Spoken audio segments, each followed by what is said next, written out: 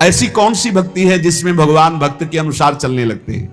बोले जिसमें अभिमान शून्य हो गया है और जो दैन्य युक्त हो गया है, उसमें सारे वो सद्गुण आ जाते हैं जिससे श्री कृष्ण विशेष उसके अधीन हो जाते हैं। दैन्य अभिमान शून्य के हृदय में वो सारे सद्गुण आ जाते हैं जिन सद्गुणों से रीछ कर प्रभु अधीन हो जाते हैं। श्री कृष्ण की विशेष कृपा उस साधक उपासक भक्त पर है जो अभिमान शून्य और दैन्य है, जो सर्वेश्वर प्रभु के चरणों का प्रेम प्राप्त करना चाहता है। वो अभिमान न करे, दैन्य रहे, दीन भाव लाए। उत्तम साध्य भक्ति का लक्षण है दैन्य भाव, अभिमान शून्यता। और तो सब भक्ति साधारण भक्ति के अंतर्गत आती है। दैन्य और अभिमान शून्य होकर निरंतर अपने इष्ट के चिंतन में रहना, यह सर्वोत्तम भक्ति का लक्षण है। अपने उपास्य देव के सिवा कहीं भी हमारा कोई भी लगाव ना हो। प्रिया प्रीतम, प्रिया प्रीतम, कहीं भी लगाव होगा तो उपास्य देव से हटा देगा वो लगाव। संसार का लगाव कहीं भी होगा, हिरण में लगाव हुआ तो हटा दिया उपास्य देव से। ऐसे महापुरुष को जिनके स्वयं पिता भगवान ऋषभ देव जी हैं, भगवान के अवतार हैं, वो इतना गाढ़ प्रेम हिरण से हो गया, लगाव हो गया कि भगवान का भजन साधन पूजन सब छूट गया। अपने उपास्य देव से हटकर कहीं लगाव नहीं होना चाहिए। ढूंढ लो अपने हृदय में कोई भी खान पान वस्तु व्यक्ति स्थान उपास्य देव से बढ़कर कहीं लगाव नहीं। उपासक भगवान की कृपा का फल, भक्ति रस का आस्वादन, भगवत प्राप्ति के विरोधी भावों का त्याग, ये उसमें जागृत हो जाता है। जब उपास्य देव में दृढ़ भाव आ जाए, उपास्य देव में दृढ़ भाव, बहुत कठिन है उपास्य देव में आसक्त होना। अरे भाई मत फंसो, हमारी बात मान लो। इसलिए कह रहा हूं कि जो समय इधर उधर में भटकने में लगा रहे हो, घर में बैठ करके राम कृष्ण हरि जपो, राधा राधा, सब ठीक हो जाएगा। क्या ठीक हो जाएगा? आपका मन ठीक हो जाएगा, आप भगवान के भक्त बन जाएंगे, आप परमानंद में डूबने की योग्यता प्राप्त कर लेंगे। बोले इसलिए अनहोनी नहीं होई कछु होनी, मिटे न कोई। यहां श्रीमन माधवाचार्य जी कह रहे सुख दुख कर्मानुसार आएंगे, उनको भक्ति से मत जोड़िए, भोग लीजिए। सुख दुख जो आवे निर्विकार, अभी कल चर्चा में था तत्तेनुकंपाम सुस्मी क्षमाणो, जो हर समय भगवान की कृपा को मनाते, बड़ी कृपा बड़ी कृपा, सुख दुख को भोगते रहते हैं और भगवान का स्मरण करते रहते हैं। उनको भगवान की ऐसी प्राप्ति हो जाती है परम पद की, जैसे पिता की संपत्ति का अधिकारी पुत्र स्वयं हो जाता है। इसलिए जब आपके सुख का समय हो तो खूब भगवत उत्सव मनाओ, संत सेवा करो, कथा वार्ता, दूसरों को खूब पवाओ, सुख पहुंचाओ। और जब दुख का अवसर हो तो भगवान के चिंतन में लग जाओ।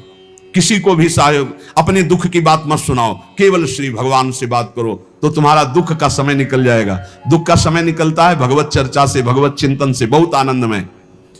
शास्त्र सम्मत मार्ग में अटल रहो। कोई भी कर्म करते समय बड़े दीन भाव से भगवान का स्मरण करो। कर्म करने के पहले भगवान का स्मरण करो, कर्म पूरा होने के बाद भगवान को समर्पित कर दो। सबके गुरु, सबसे बड़े, सबके माता पिता एकमात्र श्री भगवान हैं। जो कर्म करते समय भगवान का स्मरण करता है, अपने कर्म भगवान को समर्पित कर देता है, वो भगवान को प्राप्त हो जाता है। सांसारिक झंझटों का चिंतन करने में समय नष्ट मत करो। होई सोई जो राम रचि राखा, को करी तर्क बढ़ावे शाखा, अस्कई जपन लगे हरिनामा, राधा राधा राधा। अपने अंतःकरण में विचार करो कि जो होना है वही होगा, हम काहे को चिंता करें। अपने कर्तव्य को करो और नाम जप करो, मस्त रहो। भगवान के चरण कमलों का जो स्मरण करते हैं, कोई भी बाधा उनको परास्त नहीं कर सकती। जो भगवान का स्मरण करते हैं, मोक्ष उनकी मुट्ठी में आ जाता है। ऐसे भगवान के स्मरण को कभी मत छोड़ो। सज्जनों, हमारी निर्मल वाणी को सुनो। श्री माधवाचार्य जी, मैं दोनों हाथ उठा के कहता हूं, कसम खा के कहता हूं, भगवान की बराबरी करने वाला कोई नहीं है। वे भगवान से बढ़कर कृपालु कौन हो सकता है? इसलिए एकमात्र भगवान से अपना संबंध रखो। ये बात समझो, आचार्य कितनी कृपा से कह रहे हैं। मैं कसम खा के कहता हूं, हाथ उठा के कहता हूं कि भगवान से बढ़कर कोई कृपालु कौन हो सकता है? कोई नहीं। भगवान के बराबर कोई नहीं, तो उनसे बढ़कर कौन हो सकता है। इसलिए माता पिता भाई बंधु साफ स्वार्थ का संबंध, एकमात्र भगवान से प्रेम करो। सब में भगवान की भावना करके भले राग कर लो तो अनुराग बन जाएगा, लेकिन शरीर राग में फंसकर जन्म नष्ट मत करो। यदि ऐसा तुमने माना तो इसी जन्म में भगवत प्राप्ति हो जाएगी। ये अहमता ममता का नाश जीवन मुक्त अवस्था है। जिसने अपनी अहमता ममता का नाश कर दिया वो जीवन मुक्त हो गया। बस यही मिटाना है। अपने स्वभाव में जो बैठा हुआ है त्रिगुण का खेल, इसको मिटाना है। कोई अहम नहीं, किसी से ममता नहीं, बस मुक्त हो गए, मुक्त हो गए। ममता श्यामा श्याम से, समता सब संसार में, ममता नित्य विहार में। ममता तो श्री जी के चरणों में, अहमता श्री जी के चरणों में। बस ये सत्संग का सार है। अगर समझ में आ जाए, अहमता ममता ही बंधन का कारण है। ये जब श्री जी के चरणों में पहुंच जाए तो ये महासुख का हेतु है। अहंकार की निवृत्ति होने पर जीवात्मा को अपने स्वरूप का बोध हो जाता है। जब तक अहंकार रहता है तब तक जीव मुक्त नहीं हो सकता। यही अहंकार संस्कृति मूल सूल प्रदनाना सकल सुखदायक अभिमाना। जो शरणागत हो जाता है, दीक्षा ले लेता है, यदि वो ठीक से भाव से संबंध प्रभु से अपना स्वीकार कर ले कि अब दीक्षा हो गई, हमारा संबंध श्री जी से हो गया, लालजू से हो गया, तो उसके सारे दोष नष्ट हो जाते हैं शरणागति मात्र से। सहज दोष, देश के दोष, काल के दोष, संयोग के दोष, स्पर्श के दोष, कई तरह के दोष होते हैं जिन दोषों से दुर्गति हो जाती। सारे दोष का प्रभाव नष्ट हो जाता है जब जीव शरणागत हो जाता है। शरणागत अगर नहीं हुआ है, अंदर से प्रभु से अपना संबंध सही मानिए तो दृढ़ तभी होता है जब गुरु कृपा होती है। ऐसे भाव तो बनाते रहो, लेकिन जब गुरु संबंध कराता है, प्रभु से संबंध का तात्पर्य पाणी ग्रहण जैसा समझो। गुरुदेव जब हमारा कर कमल प्रभु के हाथ में रख दिए, इसे ही शरणागत कहते हैं, पाणी ग्रहण। जैसे आचार्य ब्रह्म ऋषि जन वर और कन्या का पाणी ग्रहण नहीं करत, ऐसे ही ब्रह्म संबंध भगवत संबंध है जब गुरुदेव कृपा करके हमारा हाथ इष्ट के कर कमल में समर्पित कर देते हैं। यहां वल्लभाचार्य जी कह रहे, अगर कोई ये सोचे कि बिना ब्रह्म संबंध के हमें भगवत प्राप्ति हो जाएगी, तो कह रहे हैं कि दोषों की निवृत्ति नहीं हो पाएगी। सहज दोष जन्म जन्मांतरों से जो हमारे स्वभाव में है, देश दोष जहां हम रह रहे हैं वहां के वातावरण का, काल दोष जैसे कलयुग चल रहा है इसका प्रभाव, संयोग जिनके हम साथ रह रहे हैं, स्पर्श वस्तु व्यक्ति स्थान से उसका प्रभाव पड़ता है। ये संबंध मिटा देता है, इन सब दोषों को संबंध मिटा देता है। जैसे इतना तो है ही, आप लोग शरणागत हैं, ये ठसक तो है ही कि हम श्री जी के हैं, इसी से सारे दोषों का नाश हो जाता। तो यहां आचार्य चरण कह रहे हैं जो शरणागत नहीं है तो आप साधन भजन करें, उसका फल मिलेगा, लेकिन समस्त दोषों की निवृत्ति होकर के पूरा काम बन जाए, इसमें संशय हो जाएगा। इसलिए शरणागत ले ही लेना चाहिए, शरणागत हो ही जाना चाहिए। आचार्य शरणागत होने से एक नवीन ठसक आ जाती है। जिन्होंने शरणागत होकर अपने आप को प्रभु को समर्पित कर दिया, अब उन्हें अपने उद्धार की भी चिंता नहीं करनी चाहिए, क्योंकि पुष्ट माने कृपा, कृपा करने वाले प्रभु की तुम शरण में हो गए, उस पर विश्वास करो। अब तुम्हारी सांसारिक मनुष्य जैसी गति नहीं होगी, तुम्हारी विशिष्ट गति होगी, क्योंकि तुम प्रभु के शरणागत हो। मेरे अंतःकरण की बात सुन लो। जैसे हाथ उठाकर, पीछे अभी माधवाचार्य जी कह रहे थे कि मैं हाथ उठाकर शपथ पूर्वक कहता हूं भगवान के बराबर भी कोई नहीं है, तो भगवान से बढ़कर प्यार करने वाला कौन हो सकता है। इसलिए हर समय भगवान की स्मृति में रहो। मैं अपने हृदय की बात कह रहा हूं, सावधानी पूर्वक सुनो। श्री कृष्ण जैसा कोई नहीं है, श्री कृष्ण जैसा केवल श्री कृष्ण ही है, इनके जैसा कृपालु कोई नहीं है। इसलिए सिर्फ इनका आश्रय ले लो, इनके जैसा कोई देवता नहीं है, कोई और नहीं है। ये अपने शरणागतों की दोषों की तरफ ना ध्यान देकर शरणागति पर ध्यान देकर उसका कल्याण कर दे। देखो जहर पिलाने आ रही थी, भाव कितना गंदा था, भोग लगा रही थी, जहर का भाव था मारने का, परिणाम क्या मिला, परम पद। ये तुम्हारे भाव, तुम्हारी क्रिया नहीं देखते। तुम आए ना श्री कृष्ण की तरफ, किस भाव से आए ये देखते नहीं है, परम कल्याण कर देते। तुम मेरे हृदय की बात सुन लो सावधान पूर्वक। श्री कृष्ण जैसा कृपालु कोई देवता नहीं है, क्योंकि ये समस्त दोषों का, तुम कितने दोषी हो ध्यान भी नहीं देते, समस्त दोषों का त्याग करके कृपा ही कृपा करते हैं। ये दुष्ट आचरण कराने वाला कलयुग है। इसमें कल्याण के जितने सही मार्ग हैं वो सब धकते चले जा रहे हैं। जगत गुरु माधवाचार्य जी श्री भगवान का जो नित्य निरंतर स्मरण करते हैं, अंतकाल में भगवान की विस्मृति का समय आता है, क्योंकि अंतिम समय जो मरने के समय दुख होता है, सैकड़ों हजारों भिक्षु एक साथ मारे डंक तो जो कष्ट होता है ऐसी पीड़ा होती है। मरने की जन्मत मरत दुषा दुख हुई, मरण काल के समय ऐसी भयंकर पीड़ा होती है, नस नाड़ियों में बात पित्त कफ कंठ अवरुद्ध हो जाता है और यमदूत उसे पासों से जकड़ते हैं, फिर खींचते हैं जीवात्मा को। उस समय भारी भय, भारी घबराहट, भारी पीड़ा तो मूर्छित हो जाता है। उस समय भगवान की स्मृति नहीं रहती। इसलिए जो नित्य निरंतर स्मरण करता है तो अंत समय भगवान उसका स्मरण बन जाते हैं। उस दुख के समय भगवान का रूप प्रकाशित होता है करुणा करके और नाम चलने लगता है, बस जीव का परम कल्याण हो जाता है। तो यहां कह रहे हैं करोड़ों बीछियों के मारने का, डंक मारने का एक साथ जो दर्द हो। कभी किसी को बीछी मारा है? इतने लोगों बीछी मारा तो देखो बिजली का करंट जैसा एकदम बढ़िया स्वाद आता है, जिधर देखो उधर लहरें मारती। हाँ, करोड़ भिक्षु एक साथ मारे डंक, ऐसा प्राण निकलने, लेकिन वो भी छोटा होगा जब कंठ अवरुद्ध होते, प्राण निकलते हैं जीव की बड़ी, उस समय भगवत स्मरण थोड़ी आता है। कोई भयानक कष्ट हो फिर आप परीक्षा करो अपनी कि तुम्हारा चित्त कहां है। यही तो भक्ति का रंग है, तुम्हारा चित्त कहां है। अब कोई कष्ट का विषय हो फिर देखो तुम्हारा चित्त कहां है। श्री जी में है, जीत गए, बढ़िया काम हो गया।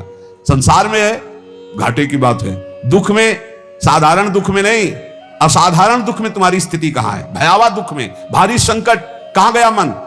किसी के फोन नंबर पर, किसी पर नहीं, श्री जी पर, मेरी लाडली, मेरी प्रिया जी। यह अभ्यास आपको अंतिम समय बहुत बढ़िया काम करेगा।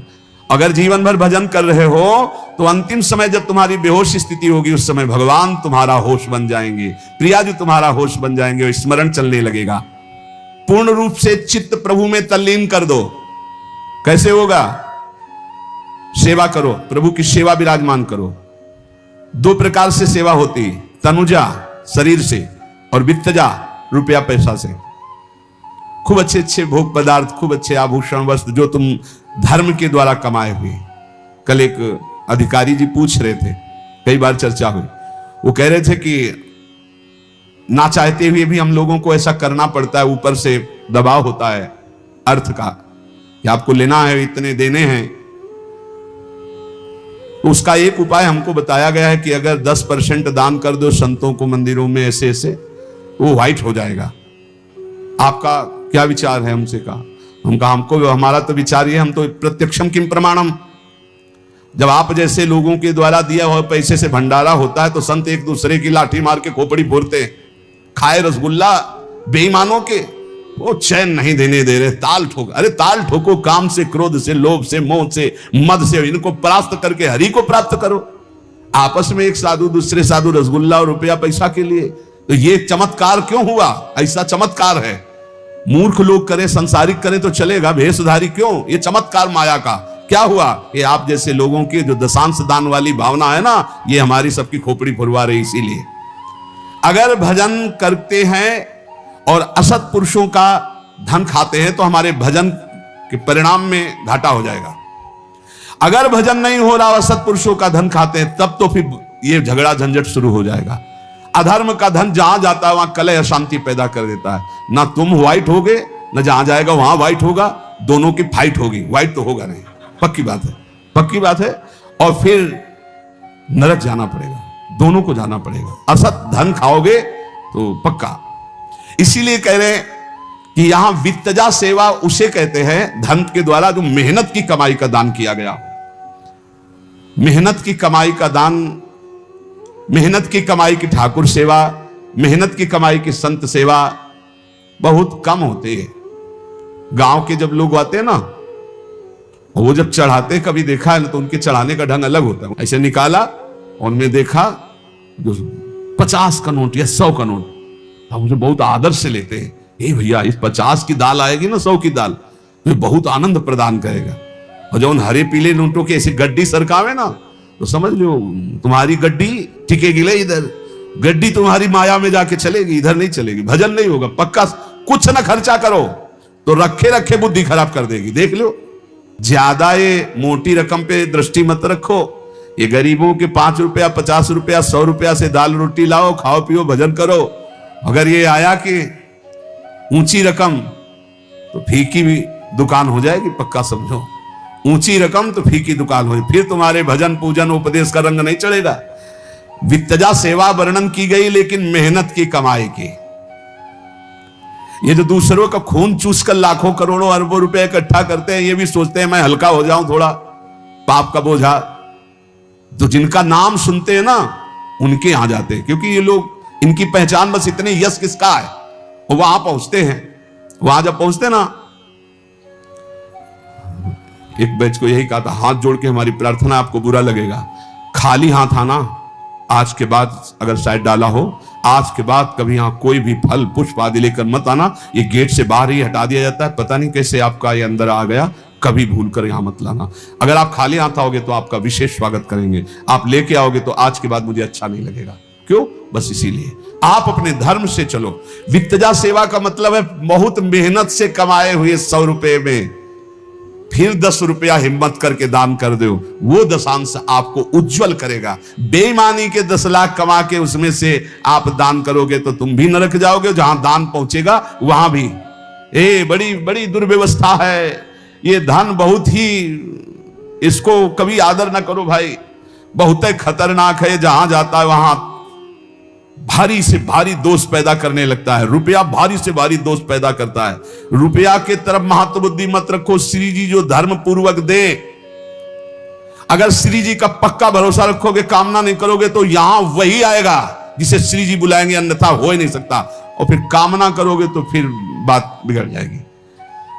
वित्तजा सेवा का मतलब है धर्म पूर्वक कमाए हुए धन से आराध्य देव की सेवा करना। तनुजा और वित्तजा दो सेवा, तनुजा माने शरीर से और वित्तजा माने धन से, दो प्रकार की सेवा से हमारा चित्त निरंतर प्रभु के चिंतन में डूबने लगता है। सेवा अत्यंत आवश्यक है। सत्य वस्तु को समझने वाला कभी पाखंड में नहीं फंसता है। ध्यान रखना, इतने बड़े बड़े सिद्ध वशिष्ठ विश्वामित्र सदानंद बड़े बड़े महापुरुष, बहुत होश में, बहुत होश में। इस अवस्था में एकमात्र केवल श्री कृष्ण मेरी गति है, कोई रक्षक नहीं है। बड़ा पाखंड दंभ बढ़ रहा है, कोई तारने वाला नहीं है। समस्त देशों में म्लेच्छों की अधिकायत हो रही है। म्लेच्छ किसे कहते जानते हो? जो शराब पीता है, जो मांस खाता है, जो पराई माता बहनों से व्यभिचार करता है, जो दूसरे का धन अपहरण करता है, जो हिंसा करते हैं, उन्हें म्लेच्छ कहते हैं। म्लेच्छ किसी जाति का तात्पर्य नहीं है, म्लेच्छ इन आचरणों को करने वाले को कहते हैं।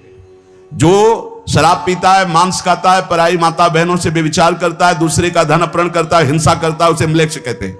समस्त देश में म्लेच्छों का आक्रांत होगा। सब स्थान पाप के स्थान बनते चले जाएंगे। जहां पवित्र स्थान है, अब लोग पिकनिक मनाने, मनोरंजन करने आते हैं। धाम है, हरिद्वार है, ऐसे जो पवित्र स्थान जहां ऋषि मुनियों की भजन स्थलियां हैं, वहां भोग स्थली बनाने लोग जाते हैं। आ गए, होटल किराए में ले, बढ़िया बढ़िया सब बने, एसी रूम, बस वही संसारिकता। यहां भी बोले पवित्र स्थानों को पाप स्थान बना रहे हैं। कलिकाल का प्रभाव। साधु संतों को लोग पीड़ा पहुंचाने में व्यस्त हैं। ऐसे कलिकाल में एकमात्र केवल श्री कृष्ण ही हमारी गति है। नास्तिकवाद बढ़ रहा है, सत्कर्म व्रतादि का नाश हो गया है। कोई सत्कर्म नहीं, कोई व्रत नहीं, कोई नियम नहीं। लोग व्रत आदि भी पाखंड में ही करते हैं। जैसे उस दिन बताया गया था एक दिन सत्संग में कि 10वीं से शुरू होता है एकादशी व्रत। एक बार ऐसे फिर एकादशी को ऐसे, और फिर द्वादशी को भी वो नियम, तब एकादशी व्रत माना जाता है। यहां शाम तक दबा दबा के पाए और दूसरे दिन कूटू के पकौड़ा और ये पूड़ी और सब। व्रत का मतलब क्या रहा भैया? एकादशी व्रत का मतलब क्या रहा? सिंघाड़े का हलवा, कितने आइटम बनते हैं, बड़ा साबूदाना की खीर। हमें लगता है ऐसी एकादशी तो रोज हो तो बढ़िया है भाई। दाल रोटी से तो अच्छा है ना वो बढ़िया बढ़िया पकवान सब। नहीं, बोले व्रतों में पाखंडवाद बढ़ रहा है, नियम संयम व्रत आदि में नाना प्रकार के नास्तिकवाद बढ़ रहे हैं। ऐसे समय में एकमात्र भगवान श्री कृष्ण ही हमारी गति है।